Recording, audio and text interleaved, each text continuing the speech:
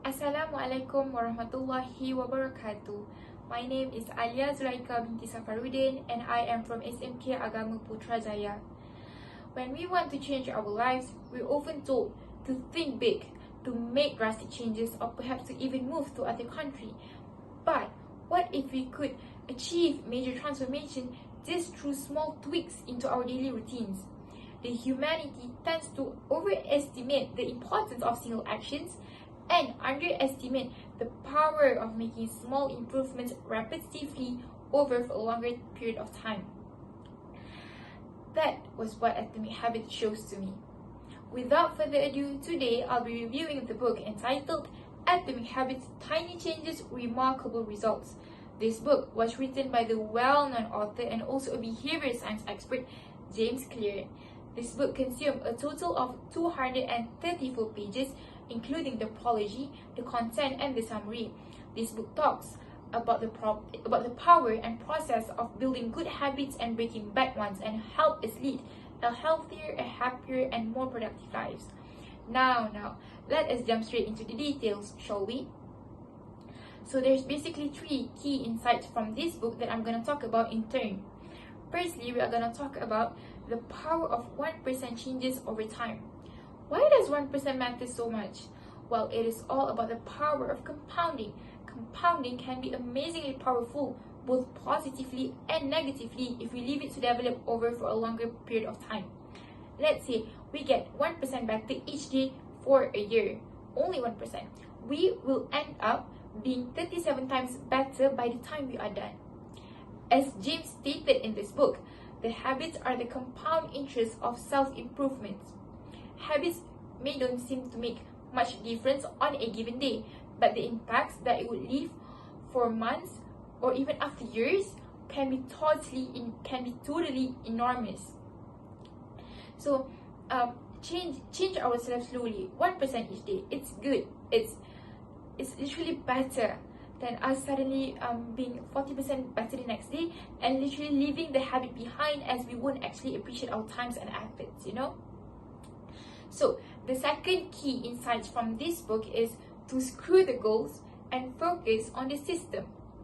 Big questions mark, why? Well, the winners and losers always have the same goals, which is to win. So it can't be the goal that differentiates these people. When we achieve a goal, we will get the results. But the results are actually temporary results. In the same way, when we achieve a goal in life, we are changing our life only at the moment. Then we are going to go back to our old selves. So instead, we have to focus on the system that caused those results in the first place. There's this one beautiful quote saying, "The purpose of setting a goal is to win the game, but the purpose of building the system is to keep playing the game." Understood? So why would we want to win the game and then go back to our old selves than us actually keep playing the game and keep being better each day?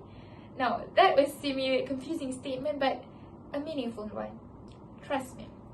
So another top takeaway from this book is to make it easy. Personally, I think this is the largest thing to me. Make it easy. Why? Because when we make an easy habit, we are more likely to stick with it. For example, I am struggling with my studies and I am looking for ways to actually improve my studies. At first, I was like, oh, I have to do this, I have to do that, I have to study the whole month, I have to study the whole year, I have to do a lot of examples question. But no, that is not true. In fact, those kind of methods are actually the ones that we are going to leave it behind, because we never actually understood them. We are just doing it because we need to. We are not doing it because we want to. So what I have been doing is that I just have to commit doing only 1 question each day. Easy, isn't it? But I keep doing it and I have never been living big habits. You see, so making things easy is actually, I think, really important for us, the people, to actually understand and apply in our daily lives, because not everybody can see how this world works. I mean, not everything needs to be hard. It can be easy. You have to make it easy. You can make it easy. Read the book, you'll understand. So to sum up everything, I am convinced that this is the only book on habits you should read. It lays out all the rules of changing and developing habits in a simple, straightforward way, without a bunch of rambling and seemingly unrated filler chapters like some other self-development book I've read. While I can't say that this book is that different from other books, but I've read on the topic, this book is definitely the best one. Okay, so this is one of, I'm gonna close my speech with one of this beautiful quote I got from this book, and I've been holding on to, is that every action you take is a vote for the person you wish to become. So it's your call either to get the book and read it, or to leave this behind. But I am assured that that book will give us the people countless benefits, magnificent one, and help us lead a better life and to live our life to the fullest. That is all from me. Now, if we have another chance, we'll talk about another book. That's all from me. Goodbye.